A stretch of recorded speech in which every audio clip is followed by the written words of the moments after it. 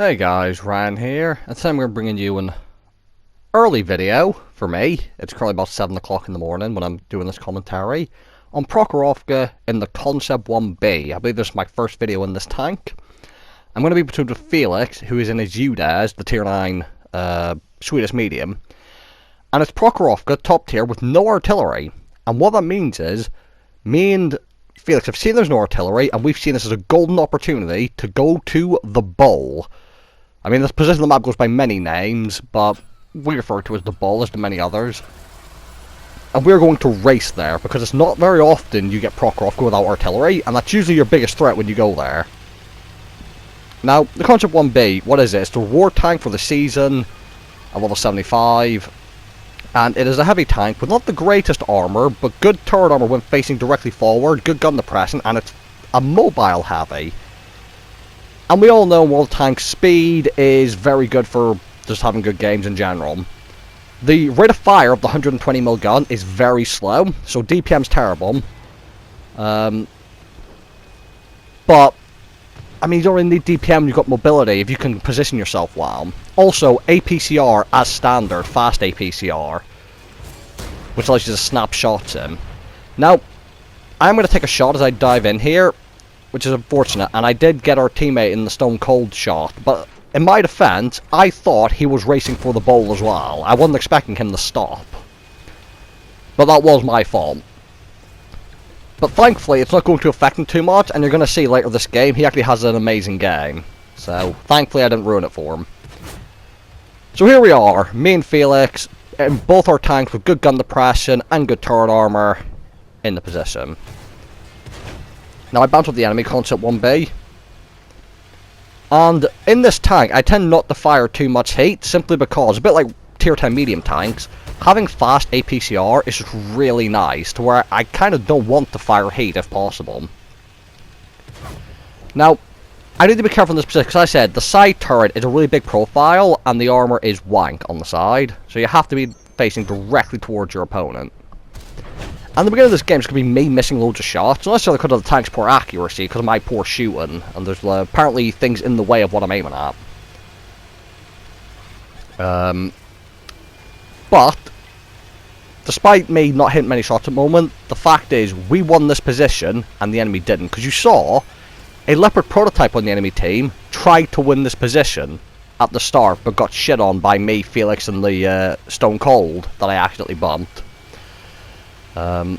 So he knew the importance of this position, especially given the fact there's no artillery. Now, I'm watching to the right, there's a light tank doing a little bit of a YOLO run, and also there's a T-44-100 over there, who's apparently 3-marked, Felix has told me. Well, he hasn't told me yet in the game, but later in the game he's going to tell me that he's 3-marked. And you just saw that shot come in? That shot that just came in and hit Felix was the T-44-100.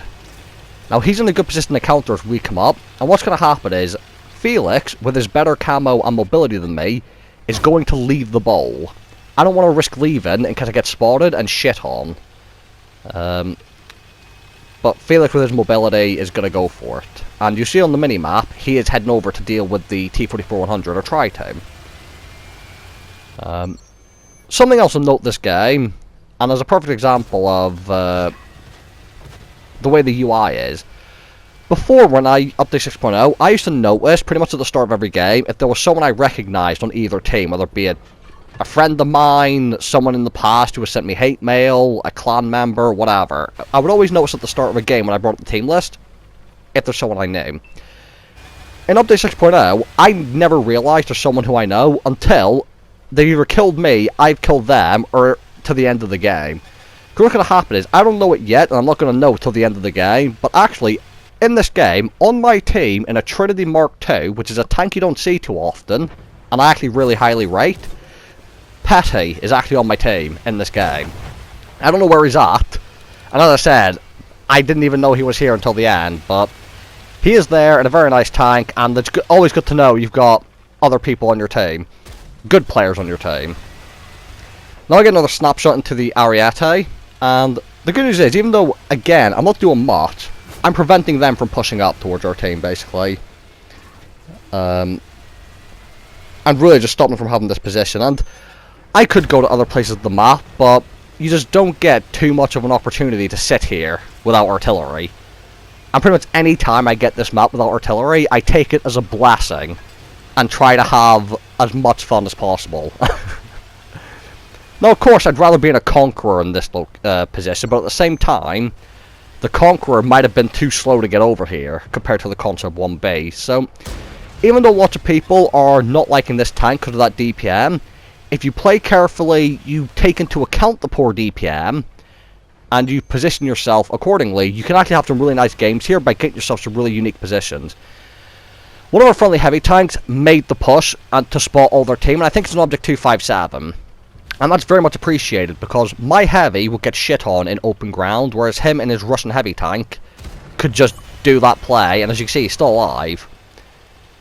The other good thing is, I've just finished off that T-44-100, who, at this point of the game, I did know was 3-marked. So it was nice to get him out of the game knowing he's a good player. Now, our Object 257 is still alive because Russian memes. And I'm trying to deal with the Kampandra 52.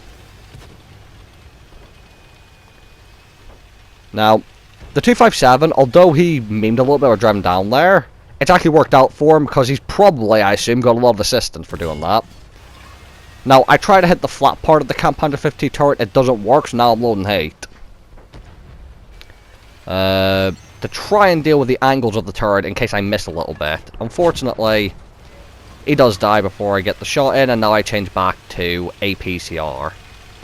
And I've said before, I think shell velocity is a highly underestimated stat by a lot of people. For example, at tier 10 medium you just take it for granted, but when you get it on a heavy tank like this, with fast APCR, or even a tier 8 when you play the Revolurise or the Type 59-2 or the Draugen, I just love fast APCR shells on vehicles. It's why I'm looking forward to when I do eventually get the K91, if I'm honest. With its 1700 meter second shell velocity. Now see here, I'm just raced across trying to find a shot in at someone. Unfortunately, again, I'm not getting any shots in. But I hope you at least got a bit of a look at the mobility of this tank as I moved over here, and you'll see that it's been a fairly comfortable win for our team, which is to be expected when we won the bowl.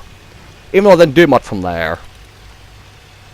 There's one guy left. I'm trying to race for damage. A lot of buildings in my way. And the enemy's just getting absolutely shredded. I try a snapshot. Doesn't work. But the game finishes. And not much damage, but I got a decent bit of assistance. And as a top tier tank, just holding the line was good for me. Petty came second. The Stone Cold I accidentally bumped came first. And Felix came third. Now the Stone Cold had a huge game of over 5k damage and 5 kills for 2100 base XP. Petty had a good game with 35 damage and assistance, and Felix also did quite well. And overall, as I said, the bowl is always a high risk, high reward position to go to. But if there's no artillery, I highly recommend trying to go there. And if there's artillery, you can still risk it if you want. So, thank you guys for watching. Hope you guys enjoyed the video. And I'll see you all in the next one.